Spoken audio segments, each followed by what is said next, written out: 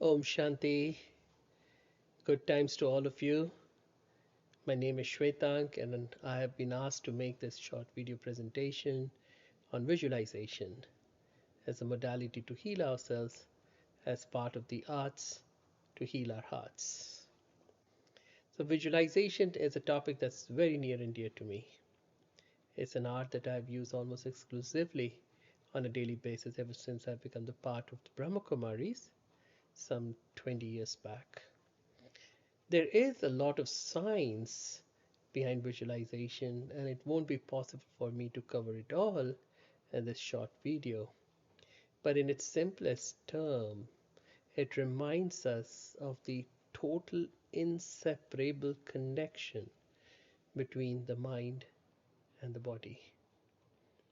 There's a concept that has become quite popular in the field of contemplative sciences, what is called as the simulation hypothesis.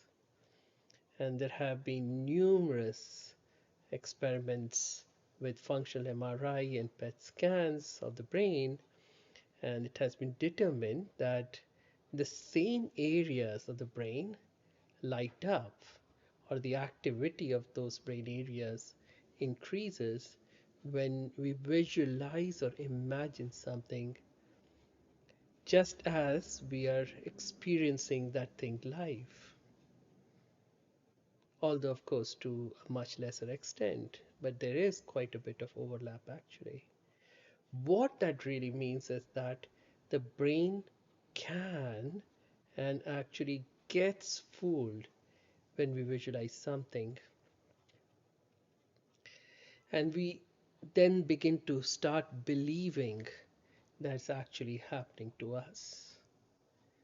The fact is that the more the simulation is realistic, a real simulation sounds like an oxymoron, but the more we can make it realistic, the more the lighting up of the brain area happens, which means that the brain or the mind, I'm using these words interchangeably, which are not, brain and mind are two different entities completely, but they kind of work in parallel.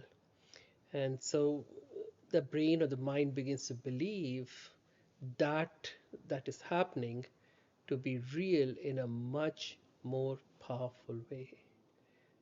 So this has huge ramifications. And the first thing is that we begin to understand that most of our stress is not real, rather a simulation, an involuntary imagination or visualization of a bad outcome that usually doesn't happen, doesn't exist. But more importantly, this becomes a segue, if you will, into the more important thing that we can voluntarily mm, simulate actually a positive outcome through this art of visualization and relax ourselves or feel peaceful in our minds, and then our bodies will follow suit. So, is it making sense? I hope it is. That we involuntarily visualize bad outcomes and then we have stress. But those bad outcomes are not happening in real time. We are simply visualizing them and we have stress. But now we can use this same art of visualization to visualize a good outcome, a positive outcome, and feel peaceful, feel relaxed, and enjoy life as we should actually be enjoying. And this way, then we find that we can heal ourselves in many beautiful ways. There are many different types of visualizations that have become popular in the field of neurosciences, such as evocative, process, end result, etc. The evocative one is when you're evoking a certain strength or quality of feeling that you want to experience more of. For my presentation, I won't go into it, and rather I'll focus on the process and end result visualization, which I feel go hand in hand. And I feel these terms are self explanatory. That is, when we visualize the final outcome that we hope for ourselves, while also visualizing the very steps that will be needed to make that happen. Yeah, these two things have to happen simultaneously. On one hand, we visualize the final outcome that we want for ourselves, and at the same time, we visualize the many steps that are needed to reach there. But the most important thing I feel is to have a whole body, a whole brain experience to for this to be more of a realistic experience to make the simulation more real, if you will. And also, what we have to do is to visualize ourselves as if transported completely into the future. And that's what I do. I like to transport myself completely into the future, into the desired outcome.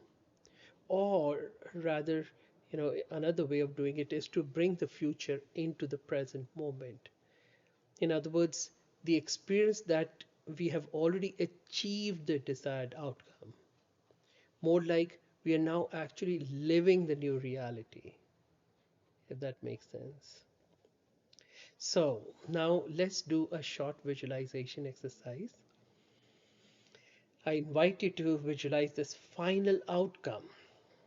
Final outcome. You can create your own, but for now, for this next few minutes, I invite you to visualize yourself as the perfect you. And I also invite you to make it as vivid and therefore as realistic as you can. At least the five senses: the eyes, ears, mouth, and that's tongue, the taste, the smell, the feel. All of these, when we involve them, then we start having a whole brain and therefore a whole body experience. In a way, there is memory in the mind, right? But there's also memory in the body. Yeah, we don't have time to go into that, but that memory of the body is created by having a whole body experience. So, for example, try to visualize the appearance, the feel, the weight, the color, the smell, the taste, the spoken words, the activity, etc., etc., of the perfect you. How you would walk, how would you talk, how would you interact, how would you look, how your eyes would be, how your face would be, the sparkle on your face, the beautiful smile, the twinkling of your eyes, and so on and so forth. Next, I invite you to visualize the steps you need to take in order to become that. For example, spending lots of hours meditating, or maybe simplifying your life, maybe decluttering physically and mentally, maybe letting go of the past,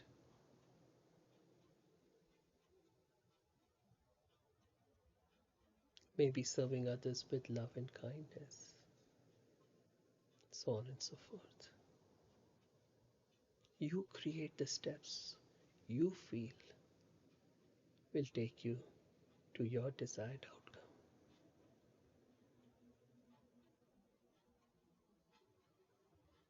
Again, not only do you feel yourself actually experiencing the final outcome, but also try to see yourself experiencing the joy of taking these steps.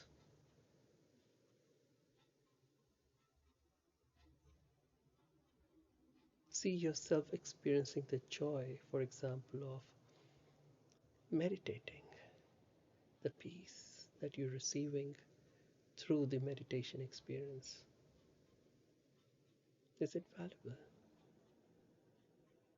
See how wonderful you're feeling as you're simplifying your life, as you're decluttering your life.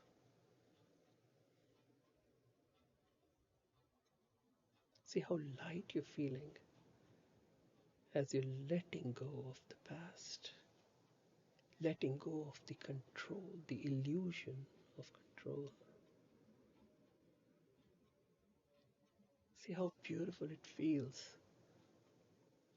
And experience the joy, actually, of serving others.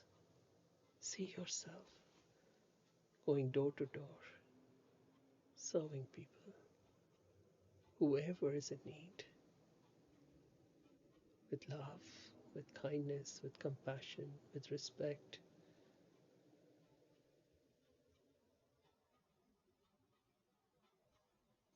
See how beautiful that feels.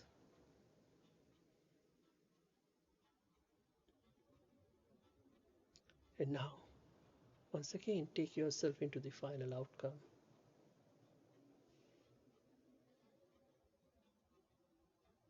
You are now your perfect you.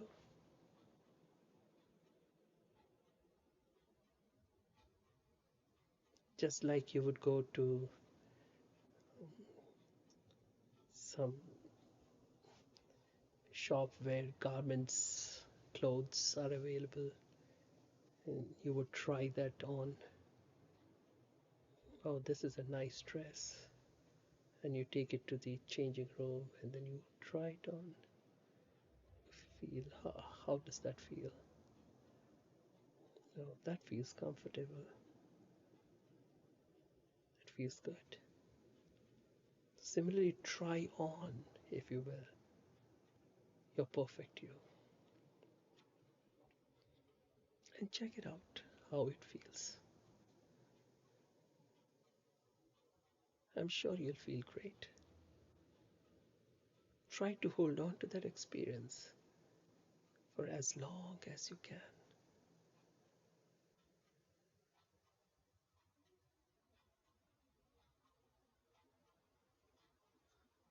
Another very important thing in this visualization is repetition. And so I inspire you